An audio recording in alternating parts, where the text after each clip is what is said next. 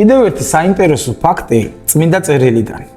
რას ამბობს ბიბლია იმის შესახებ, თუ რა ფორმა აქვს დედამიწის სფეროს?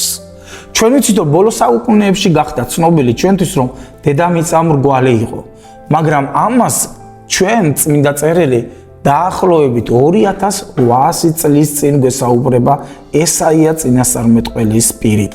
მინდა ესაიას 40 თავის 22 მოხლე წაგიკითხოთ. ეს ის არის, ვინც დედამიწის წრეზე ზის. ღმერთზე არის საუბარი. ეს ის არის, რომელიც დედამიწის წრეზე ზის. ჩვენ აი აქ ხედავთ, რომ დედამიწა წრე არის. ის არის მრგვალი. სხვა ადგილზე წერია და ამბობს უფალი, რომ დედამიწას მან წრე შემოავლო. შემდეგ გავაგრძელოთ. მან გადაჭიმა ცა ფარდასავით და კარავივით გაშალა საცხოვრებლად. წარმოიდგინეთ, ღმერთის სიტყვაში გაცხადებული იყო, რომ ჩვენი დედამიწა ფორმით იყო მრგვალი.